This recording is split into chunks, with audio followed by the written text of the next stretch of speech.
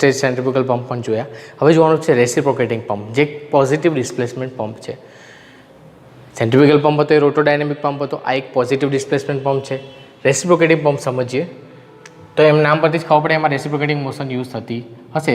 Reciprocating એટલે એકને એક મોશન જે રિપીટ થવાની હોય, બરાબર છે, એ ટાઈપની મોશન હોય રેસિપ્રોકેટિંગ મોશન. તો પહેલાં એની આકૃતિ સમજીએ. આકૃતિ આવે એટલે કન્સ્ટ્રક્શન આવે કે અંદર કયા કયા પાર્ટ્સ યુઝ થાય છે. ઓકે, સેન્ટ્રીફ્યુગલ પંપમાં શું હતું, આપણે એની રચનામાં સેન્ટ્રીફ્યુગલ પંપમાં એક ઇમ્પેલર હતું અને એક કેઝિંગ હતું ફરતે, નીચે ડિલિવરી પાઇપ, સક્શન પાઇપ. હવે એક જગ્યાએથી બીજી જગ્યાએ લેવા માટે જ પંપ યુઝ થાય છે, એક લેવલથી બીજા લેવલ, હાઈ લેવલ, એને જ પમ્પિંગ કહેવામાં આવે છે. તો એટલા જ માટે આમાં પણ suction valve, suction pipe, strainer, sump, delivery valve, delivery pipe, બરાબર છે, એ તો યુઝ થશે જ. ખાલી વચ્ચે જે કેઝિંગ અને ઇમ્પેલરવાળી રચના છે એની જગ્યાએ આમાં પિસ્ટન સિલિન્ડર રચના હશે. કઈ હશે? પિસ્ટન સિલિન્ડર રચના. કઈ હશે? પિસ્ટન સિલિન્ડર રચના. અને એના દ્વારા આપણે પમ્પિંગ કરવાનું છે. તો કન્સ્ટ્રક્શનમાં સમજીએ તો કયા કયા પાર્ટ્સ છે. તો રેસિપ્રોકેટિંગમાં પહેલા પાર્ટ્સ તો સેમ જ છે. જો એના સક્શન પાઇપ, પહેલું જ સમ્પમાંથી જે પાણી જે પાઇપ જોડે કનેક્ટેડ હોય એ પાઇપને શું કહેવામાં આવે છે? Suction pipe. પંપ રચનાથી જે ફ્લુઇડ છે એની સમ્પ સાથે કનેક્ટેડ રચના એ સક્શન પાઇપ. એ પહેલાં જેવું જ છે, સક્શન વાલ્વ સેમ જે સેન્ટ્રીફ્યુગલ પંપમાં હતો, ડિલિવરી વાલ્વ, ડિલિવરી પાઇપ, પણ વચ્ચે એક પિસ્ટન સિલિન્ડરની રચના અલગ પડે છે, જેના કારણે જ આપણે એને રેસિપ્રોકેટિંગ પંપ કહીએ છીએ. તો આકૃતિમાં દર્શાવ્યા પ્રમાણે પિસ્ટન સિલિન્ડર ટાઈપની રચના હોય છે. એક ક્રેન્ક હોય છે, કનેક્ટિંગ રોડ હોય છે, અને આ પિસ્ટન સિલિન્ડર દ્વારા રેસિપ્રોકેટિંગ મોશન ઉત્પન્ન કરવામાં આવે છે અને એના દ્વારા જ આ જે સક્શન પાઇપમાંથી ફ્લુઇડ છે ઉપર જાય છે. પણ પહેલાં આપણે જોઈએ કન્સ્ટ્રક્શન. કન્સ્ટ્રક્શનમાં તો ખાલી એના નામ જ લખવાના છે, પાર્ટ્સ જે આવતા હોય. તો પહેલાં જ આપણને ખ્યાલ આવવો જોઈએ પિસ્ટન સિલિન્ડર રચના છે, બરાબર છે, જે પંપની જ રચના છે. કઈ છે? પિસ્ટન સિલિન્ડર તો આવવાનું જ. કનેક્ટિંગ રોડ, ક્રેન્ક, એ સિવાય શું આવવાનું જોઈ લો? Suction pipe,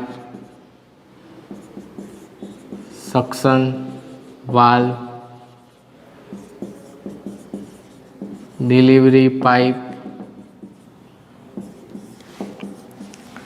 delivery valve. Okay, એટલે જે છે હતું એ જ છે, એ તો ખ્યાલ આવી જશે તમને. આ રીતના અલગ અલગ સ્પેર પાર્ટ કન્સ્ટ્રક્શનમાં કઈ રીતે સમજાવશો તમે? તો પહેલું જોઈએ સક્શન પાઇપ.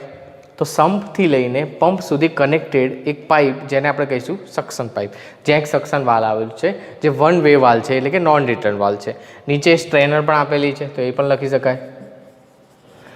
સ્ટ્રેનર એટલે જાડી જેવી રચના, જેથી પાણીમાં કોઈ સોલિડ પાર્ટ્સ અંદર ઘૂસી જાય ને તો કચરો જમા ના થાય વધારે પડતો. ઓકે, તો એ પિસ્ટન સિલિન્ડરનું એ તો જોઈ જ લીધું કે strainer, sump, suction pipe, suction valve. હવે જોવાનું છે પિસ્ટન સિલિન્ડર. તો એ તો જોઈ લીધું કે આટલી વસ્તુ હોય છે. સમ્પ શું છે? જ્યાં પાણીનું લેવલ જ્યાંથી ઉપર લઈ જવાનું છે. સ્ટ્રેનર જાડી શેના માટે હોય? તો કે જે કચરો અંદર જમા થાય છે એને અટકાવવા માટે. સક્શન પાઇપ એટલે શું? તો કે સમ્પથી લઈને પંપ જોડે કનેક્ટેડ જે લાઇન છે એને શું કહીશું? Suction pipe. ત્યાં આગળ એક નોન રિટર્ન વાલ્વ આપેલો છે જેને સક્શન વાલ્વ કહીશું. પિસ્ટન સિલિન્ડર રચના આકૃતિમાં દર્શાવ્યા પ્રમાણે મેઇન વર્કિંગ રચના છે, જે રેસિપ્રોકેટિંગ મોશન ઉત્પન્ન કરે છે. તો પિસ્ટન જોડે કનેક્ટિંગ રોડ, એના જોડે ક્રેન્ક જોઈન્ટ કરેલો હોય છે, અને આ પિસ્ટન સિલિન્ડરની અંદર સ્મૂથલી ફરી શકે એ રીતની રચના હોય છે. એની ઉપર પંપથી લઈને ડિલિવરી જે આપણે રિઝર્વર છે અથવા જ્યાં પાણી લઈ જવાનું છે ત્યાં સુધીની જે રચના છે પાઇપ ફાડી એને ડિલિવરી પાઇપ કહીશું, અને એનો જે નોન રિટર્ન વાલ્વ આપેલો છે એને ડિલિવરી વાલ્વ કહીશું. સિલિન્ડર પિસ્ટનની રચના આકૃતિમાં દર્શાવ્યા પ્રમાણે હોય છે. ઓકે, જેની જોડે કનેક્ટિંગ રોડ હોય છે અને ક્રેન્ક જોઈન્ટ કરેલા હોય છે.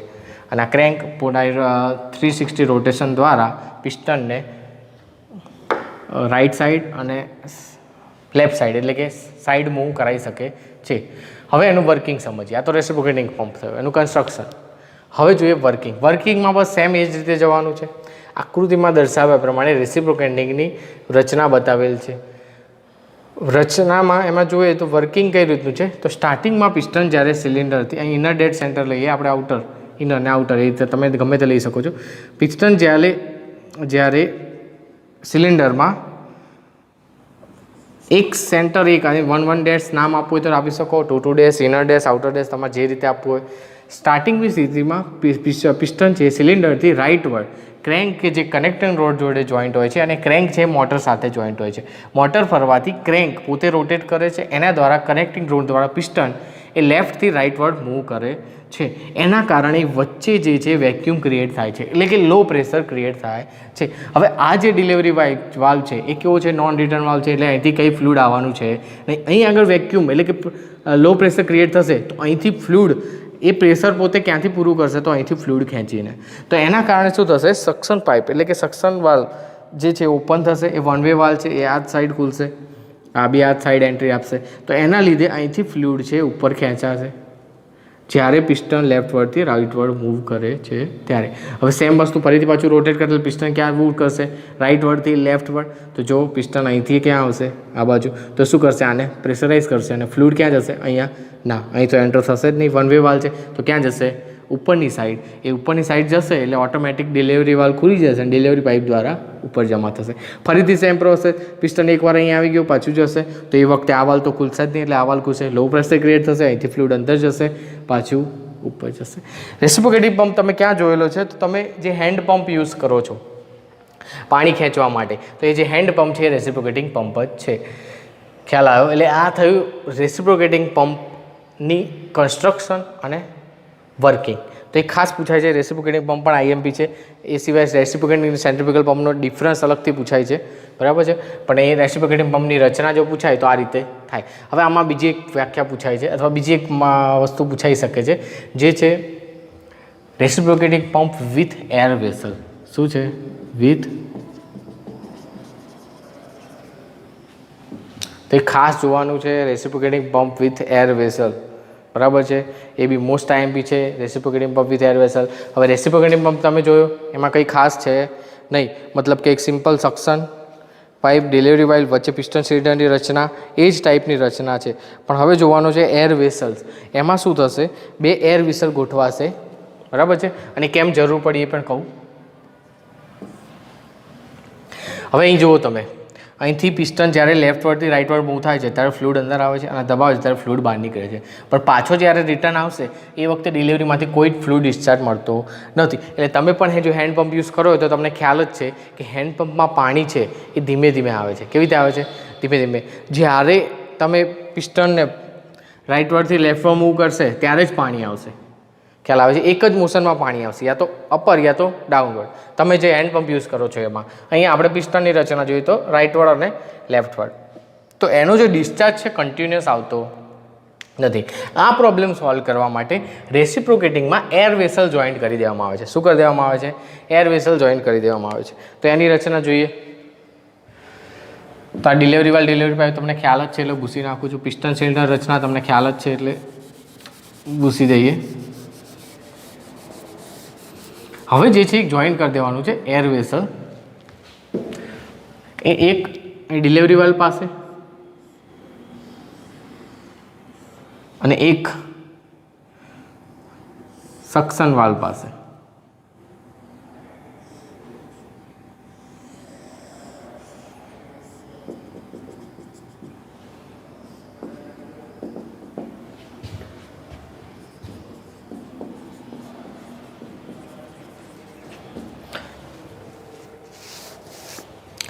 હવે સમજીએ આમાં શું એકચ્યુઅલી રચના કઈ રીતની છે.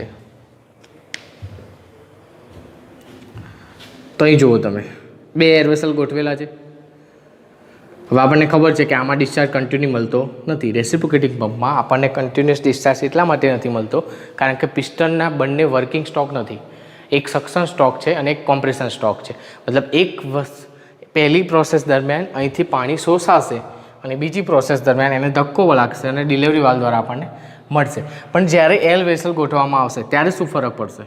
તો જ્યારે સ્ટાર્ટિંગમાં કંઈ છે નહીં, સમજો અહીંથી લિક્વિડ અંદર ગયું એ વખતે પ્રેશર કેવું હોય, વેક્યુમ બહુ ક્રિએટ થયું હશે એટલે અહીંથી પાણી ઉપર જશે. ખ્યાલ આવ્યો? હવે એ જ વખતે આ શું કરશે? અહીંથી પ્રેશર આપશે. તો એક પ્રેશર એર વેસલનું પ્રેશર એ પ્રમાણે મેન્ટેન થયેલું હશે કે જ્યારે અહીં આગળનું પ્રેશર વધારે પડતું ઘટી જાય અથવા આ પાઇપનું સક્શન પાઇપ અને ડિસ્ચાર્જ પાઇપ એ બંનેનું એ સંભાળશે. પિસ્ટન સિલિન્ડરનું તો ખ્યાલ જ છે, ફ્લુઇડ આવ્યું ફ્લુઇડ ગયું. હવે જ્યારે આ સક્શન પાઇપમાં પ્રેશર લો ક્રિએટ થાય છે, અહીંથી બહુ ખેંચાતું નથી, તો એ જે પાણી છે એર વેસલ દ્વારા અહીંથી ઉપર જશે અને એ પિસ્ટન સિલિન્ડરમાં જમા થશે. એ વખતે પ્રેશરાઇઝ થશે, એટલે પ્રેશરાઇઝ થશે ત્યાર તો ડિસ્ચાર્જમાંથી નીકળે જ છે, સાથે સાથે એર વેસલ પર ભરાયેલું હશે. હવે જ્યારે પિસ્ટન અહીંયા આવી ગયું લેફ્ટવર્ડ અને ત્યાંથી રાઇટવર્ડ થશે તો એ વખતે ડિસ્ચાર્જમાં કોઈ જ જાતનું ફ્લુઇડ જતું નથી. એ તો ખ્યાલ છે, અહીંથી ફ્લુઇડ જવાનું. એ વખતે આ એર વેસલનું જે ફ્લુઇડ છે એ આમાં ડિલિવરી વાલ્વ દ્વારા ઉપર જશે. કેમ? પ્રેશર ડિફરન્સના લીધે. શેના લીધે? પ્રેશર ડિફરન્સના લીધે.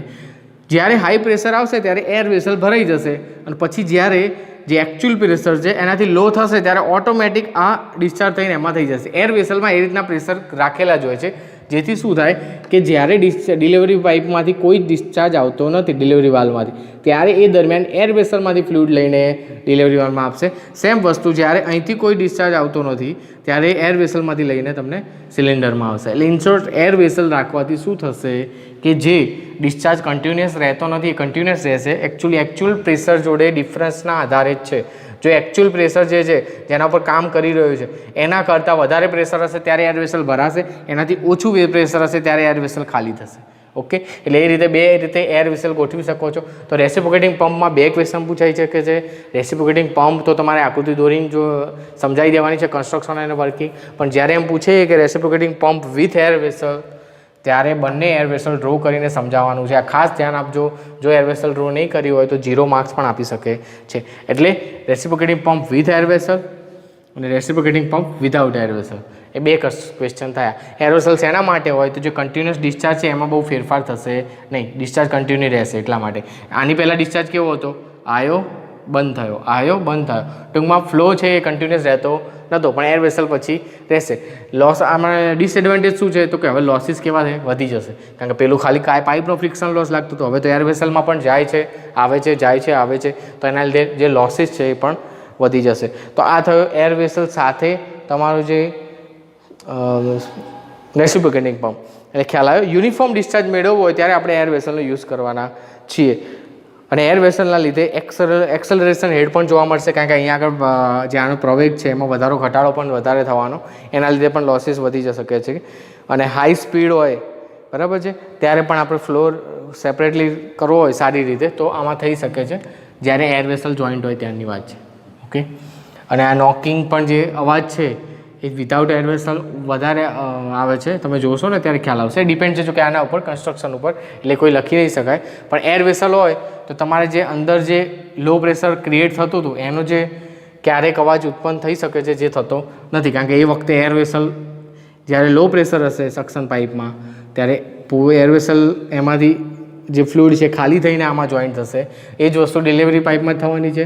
આ મેન છે કે જેમાંથી આપણને ડિલિવરી કન્ટિન્યુઅસ મળે છે કે નહીં, અને એ જોવા માટે જ આપણે એર વેસલ જોઈન્ટ કરવાનું છે, એટલે લગાવવાનું છે. એટલે બે ક્વેશ્ચન થાય: રેસિપ્રોકેટિંગ પંપ એર ખાલી કન્સ્ટ્રક્શન એન્ડ વર્કિંગ, અને reciprocating pump with air vessel construction and working. Reciprocating pump એક પોઝિટિવ ડિસ્પ્લેસમેન્ટ પંપ છે, એ તો પહેલાં જ લાઈન હોવી જોઈએ તમારી, બરાબર છે. પહેલું જે સ્ટેટમેન્ટ છે એનાથી તમે મેળવી શકો. અને જે સેન્ટ્રીફ્યુગલ પંપ હતો એ કેવો હતો? રોટોડાયનેમિક પંપ. અને આ રેસિપ્રોકેટિંગ પંપ થયો જેમાં પોઝિટિવ ડિસ્પ્લેસમેન્ટ પંપ, એટલે કે વેક્યુમ ક્રિએટ કરીને ફ્લુઇડને ખેંચીને પછી પ્રેશર આપીને આપણે ડિસ્ચાર્જ મેળવી શકીએ છીએ. તો આ થયો તમારો રેસિપ્રોકેટિંગ પંપ. સેન્ટ્રીફ્યુગલ પંપમાં તમે જોયું જે એના કન્સ્ટ્રક્શનમાં કે નીચે સ્ટ્રેનર હોય છે, suction valve, suction pipe, impeller, casing, delivery pipe, delivery valve અને ઉપર ઓવરહેડ એટલે કે ડિસ્ચાર્જ ટેન્ક. સેન્ટ્રીફ્યુગલ પંપમાં એક ટોપિક જે બાકી રહી ગયેલું કે કેઝિંગના અલગ અલગ ટાઈપ્સ. જે વચ્ચે ઇમ્પેલર છે એને આપણે ક્લોઝ બોડીમાં બંધ કરીએ છીએ, જેને શું કહીશું? કેઝિંગ. તે કેઝિંગ કયા કયા પ્રકારના હોય છે, કેટલા ટાઈપ્સના હોય છે એના વિશે જોઈશું. તો સેન્ટ્રીફ્યુગલ પંપમાં પહેલું જે કેઝિંગ આવે છે એ વોલ્યુટ પ્રકારનું આવે છે, જે આકૃતિમાં દર્શાવ્યા પ્રમાણે રચના હોય છે. વોલ્યુટ casing which surrounded the impeller, જે ઇમ્પેલરની ચારે બાજુ ગોઠવાયેલું હોય છે. It ease of spiral type, normally spiral type હોય છે. In which area of gradually, એટલે કે આ જે દેખાય છે એરિયા આપણને, આ જે ક્લિયરન્સ છે ઇમ્પેલર અને કેઝિંગ વચ્ચેનો, એ ધીમે ધીમે કેવો થાય છે? વધતો જાય છે. એટલે કે ગ્રેજ્યુઅલી શું થાય છે? ઇન્ક્રીઝ થાય છે. તો એ volute casing which surrounded the impeller, it is a spiral type in which area of gradually the increase in area of flow decrease the velocity of flow. એટલે કે જેમ આમ એરિયા વધશે એમ વેલોસિટી ઘટતી જશે અને આપણને પ્રેશર એનર્જી વધારે મળશે. The decrease in velocity increase the pressure of the water. મેં કીધું એમ વેલોસિટી ઇન્ક્રીઝ થશે તો વોટરનું જે પ્રેશર છે એ શું વધશે અને એનાથી આ કેઝિંગમાંથી વધારે સરળતાથી પસાર થશે. તેથી શું થાય, આ કેઝિંગમાંથી જે ફ્લુઇડ છે એની આ જે વેલોસિટી છે એ પ્રેશર એનર્જી રૂપાંતર થાય અને આપણને ડિલિવરી પાઇપમાં એ જે છે ફ્લુઇડ મળશે. ઓકે, આની એક જ કારણ છે કે આમાં જે ફોર્મેશન ઓફ એડી ફોર્મેટ એડીનું ફોર્મેશન થાય છે. એડી મતલબ શું છે,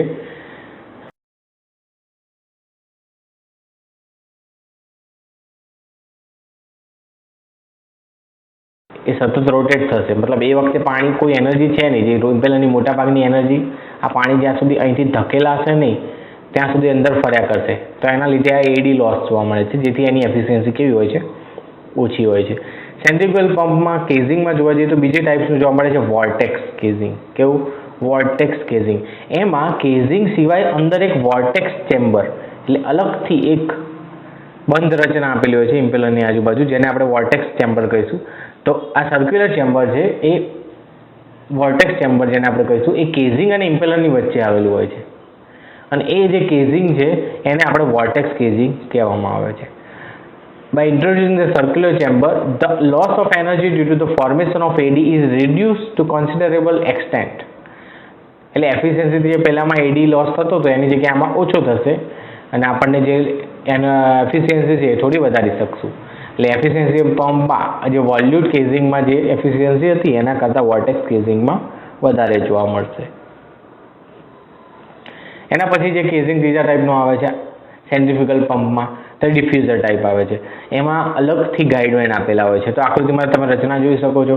ઇમ્પેલર સેમ છે, આ વચ્ચે અહીંયા જે ઇનલેટ પાઇપ છે વચ્ચેથી ડાયરેક્ટ જે ફ્લુઇડ છે એ વચ્ચેથી એન્ટર થશે અને પછી ઉપરથી ડિસ્ચાર્જ થાય છે, એ રીતની રચના છે. તો આમાં ડિફ્યુઝર ટાઈપ હોય છે. એટલે એમાં એકચ્યુઅલી સિરીઝ ઓફ વેન જે આ દેખાય છે ડિફ્યુઝર વેન એ અલગથી ગાઈડ વેન આપેલી હોય છે. વચ્ચે ઇમ્પેલર તો છે જ, ઓકે, એ સિવાય આ ડિફ્યુઝર વેન જે અહીં આપેલી છે એ જોવા મળે છે.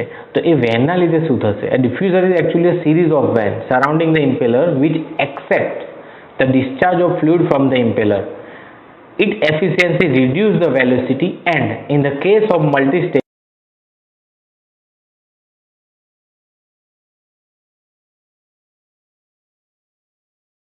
impeller, અહીંયા જે એની આઈ એટલે વચ્ચેનો જે ભાગ દેખાય છે ત્યાંથી ફ્લુઇડ છે ને વર્ટિકલી ઇન્વર્ટ થશે. એટલે કે અહીંથી જોવા જાઓ તો પાઇપ આમ ત્રાસી તમે 3D વ્યૂમાં જુઓ તો અહીંથી એન્ટર થશે ફ્લુઇડ અને એ ઇમ્પેલરમાં ફર્યા પછી એ ઇમ્પેલરથી આ ડિફ્યુઝર બધા આવેલા છે ત્યાં આગળ ડિફ્યુઝ થશે.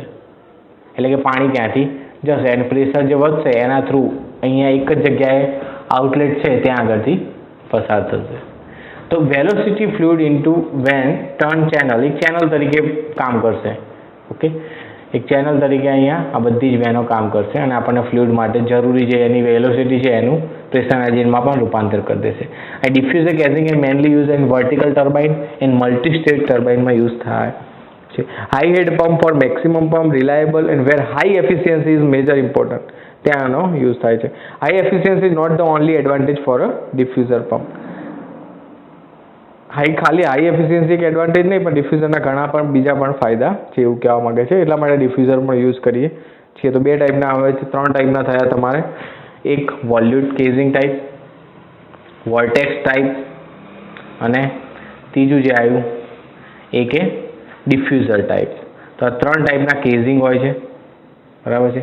એ કેઝિંગ તમારે પૂછે કે કયા કયા ટાઈપના ત્રણ કેઝિંગ હોય છે તો તમારે જણાવવાનું રહેશે કે વોલ્યુટ ટાઈપ, વોર્ટેક્સ ટાઈપ અને આ સિવાય બીજો એક જોયા હતા ઇમ્પેલર ત્રણ ટાઈપમાં હતા, ક્લોઝ, સેમી ક્લોઝ અને ઓપન ઇમ્પેલર. તો એ જ પ્રમાણે આ કેઝિંગ ત્રણ ટાઈપ્સના હોય છે. જે ડિફ્યુઝર કેઝિંગ હોય છે નોર્મલી ટર્બાઇન જેવી રચના હોય છે, એમાં ગાઈડવેન અલગથી આપેલા હોય છે અને ફાયદામાં એવું કહી શકાય હેડમાં સારો એવો વધારો કરવો હોય તો ડિફ્યુઝર ટાઈપ યુઝ કરી શકાય, બરાબર છે. અથવા આવા પંપ ઇમ્પેલર સિરીઝમાં આપણે ડિફ્યુઝર ટાઈપનું કેઝિંગ અલગ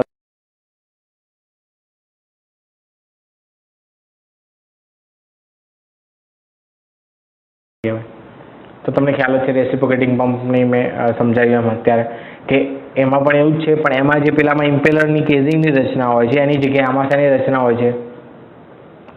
પિસ્ટન અને સિલિન્ડરની. તો આકૃતિમાં દર્શાવ્યા પ્રમાણે જે પિસ્ટન છે એ ક્રેન્ક સાથે જોઈન્ટ કરેલ છે. એ ક્રેન્ક સાથે જોઈન્ટ હોય છે એટલે બે ક્રેન્કની પોઝિશન થઈ, એક આઈડીસી એટલે એ વખતે હશે ત્યારે પિસ્ટન અહીંયા હશે, એ આઈડીસી પોઝિશન કહેવાય. અને આ ઓડીસી એટલે કે આઉટર ડેડ સેન્ટર અને ઇનર ડેડ સેન્ટર, એ બે પોઝિશનમાં સતત મોશન કર્યા કરશે અને આપણને જરૂરી જે પ્રેશર ડિફરન્સ મળ્યા કરશે અને પાણી ઉપર ચડ્યા કરશે. પણ અહીં જોઈ શકાય છે કે સક્શન પાઇપમાંથી જે ફ્લુઇડ જાય છે એ ઓલરેડી તમે જોયું કે પિસ્ટન સિલિન્ડરમાં કઈ રીતે અહીંથી પાણી ઇનલેટ થાય છે અને આઉટલેટ થાય છે, બરાબર છે. પણ અહીં આગળ જ્યારે આઈડીસીથી ઓડીસી તરફ જાય ત્યારે ફ્લુઇડ અંદર હશે, પછી ઓડીસીથી આઈડીસી તરફ જાય ત્યારે ફ્લુઇડ ડિલિવરીમાંથી બહાર નીકળશે. એટલે જે એક જ સ્ટોક દરમિયાન મતલબ એક જ મુવમેન્ટ દરમિયાન આપણને જે ડિસ્ચાર્જ મળે છે બાકી મુવમેન્ટ દરમિયાન મળતો નથી, એટલે કન્ટિન્યુઅસ ડિસ્ચાર્જ મળતો નથી રેસિપ્રોકેટિંગ પંપમાં, બરાબર. પણ આપણે જો એમાં એર વેસલ યુઝ કરી લઈએ તો એ બી જોયું હતું કે એર વેસલ એટલે પાણી અને જે હવાની મિક્સ ટાંકી અહીંયા ફિટ કરવામાં આવે છે. એક ડોમ આકારની રચના હોય છે. જ્યારે અહીંથી ફ્લુઇડ ઉપર જતું હોય ત્યારે અહીંયા આગળ જે ડોમમાં છે પાણી ઉપર ચડશે, મતલબ જે એર છે એ દબાશે, જે ઉપર એર વેસલમાં જે એર રહેલી છે એ દબાશે. એના લીધે શું થશે એ પછી જ્યારે પિસ્ટન સિલિન્ડર અહીંથી એટલે કે આઈડીસીથી પાછું ઓડીસી તરફ જશે એ વખતે જે આ એર દબાયેલી છે એ પોતાનું પ્રેશર કેવી રીતે રિલીઝ કરશે? તો આ પાણીને ધક્કો મારીને, એટલે અહીંથી ફ્લુઇડ પાછું એન્ટર થઈ જશે. એટલે આપણને શું થશે? કન્ટિન્યુઅસ ફ્લો મળશે.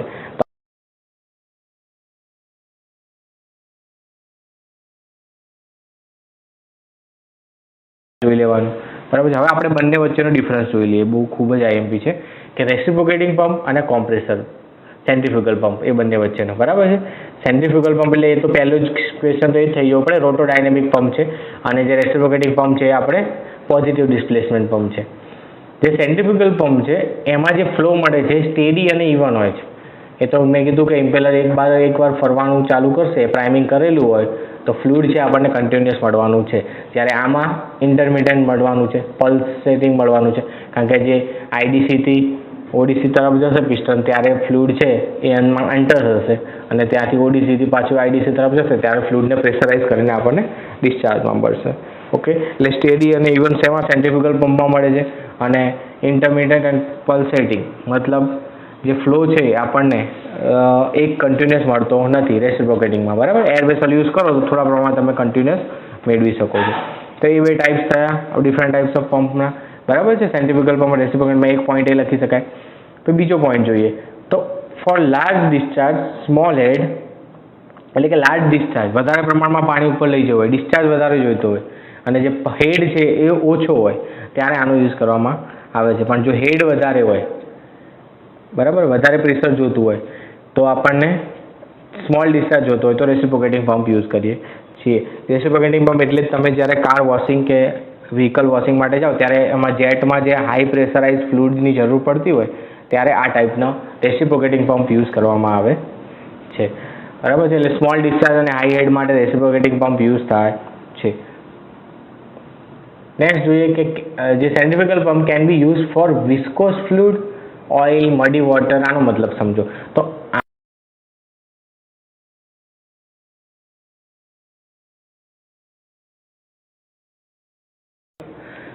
જે સોલિડ સ્લરી બનાવતી હોય અથવા મડી વોટર હોય તો એવાને જે એક જગ્યાએથી બીજી જગ્યાએ લઈ જવા માટે અથવા એને હાઈ હેડ પર ટ્રાન્સફર કરવા માટે આપણે સેન્ટ્રીફ્યુગલ પંપનો યુઝ કરીએ છીએ. જ્યારે આ લગભગ પ્યોર વોટર હોય અને ઓછી કોઈ સોલિડ વધારે ઓછું વિસ્કોસ હોય તો યુઝ થાય છે. જોકે એવું નથી, હાઈ વિસ્કોસ હોય તો અમુક વાર રેસિપ્રોકેટિંગ પંપ યુઝ કરવામાં આવે છે ત્યારે એક્ઝેક્ટ માપ આપણે જોઈતું હોય ત્યારે. પણ નોર્મલી આ છે એ પ્યોર વોટર અને લેસ વિસ્કોસ ફ્લુઇડ હોય એના હેન્ડલિંગ માટે થાય છે, જે તમારા બુકમાં આપેલું છે. બાકી તમારે આમ એક્ઝેક્ટ અમાઉન્ટમાં ફ્લુઇડ ટ્રાન્સફર કરવું હોય તો રેસિપ્રોકેટિંગ પંપ યુઝ થાય છે. નેક્સ્ટ જોઈએ તો એની ઇનિશિયલ કોસ્ટ કેવી છે? ઓછી છે. શેની? તો કે સેન્ટ્રીફ્યુગલ પંપની. એમાં એક ઇમ્પેલર રચના આવે છે, બરાબર છે. એક ઇમ્પેલર છે અને એની જોડે કનેક્ટેડ છે કેઝિંગ, અને પછી તો ડાયરેક્ટ મૂવમેન્ટ થાય છે. એટલે આ જે છે એ કોસ્ટ કેવી છે? ઓછી થાય છે.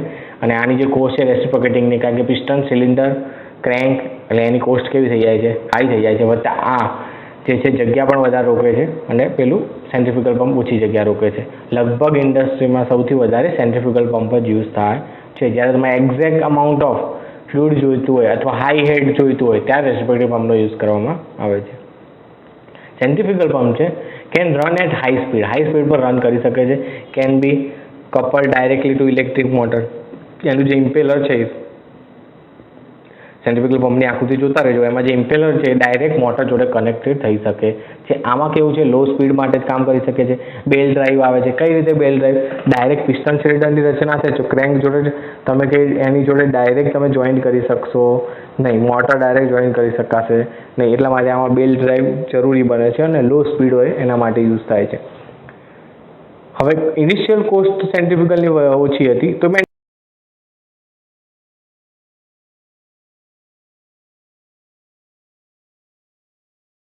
સફિશિયન્ટ છે એટલે ઇઝીલી મતલબ એનું મેન્ટેનન્સ પણ થઈ શકે છે. જ્યારે રેસિપ્રોકેટિંગ પંપનું મેન્ટેનન્સ હાઈ છે કારણ કે એમાં અમુક પાર્ટ જે પિસ્ટન સિલિન્ડરમાં ખરાબ થતા હોય અથવા ક્રેન્ક, કનેક્ટિંગ રોડ આ તે ગમે તે પાર્ટ્સ રિપ્લેસ કરવા પડે છે એટલે મેન્ટેનન્સ કોસ્ટ કેવું થાય છે, હાઈ થાય છે. Okay, compact less floor required, ઓછી જગ્યા રોકે છે. જ્યારે સેન્ટ્રીફ્યુગલ પંપ જે રિક્વાયરમેન્ટ માટે જોતો હોય એના પ્રમાણમાં રેસિપ્રોકેટિંગ પંપ મોટો હોય છે, વધારે જગ્યા રોકે છે, કોસ્ટ વધારે હોય છે અને મેન્ટેનન્સ કોસ્ટ પણ હાઈ હોય છે. ત્યારે લો હેડ પંપ જોતો હોય ત્યારે હાઈ એફિશિયન્સી છે.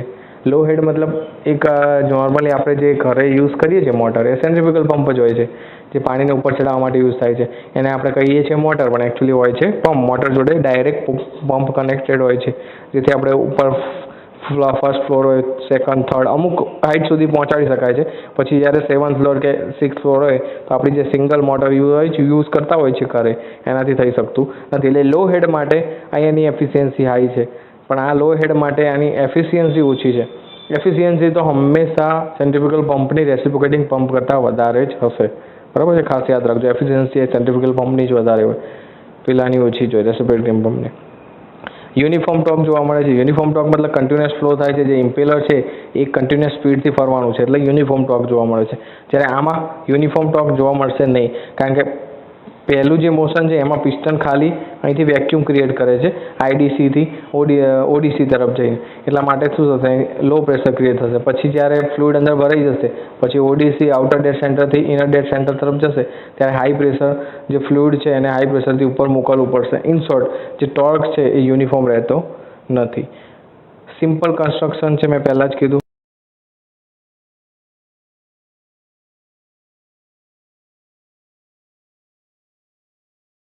કેઝિંગ બે જ વસ્તુ હોય છે. સામે પહેલી બાજુ piston, cylinder, connecting road, crank.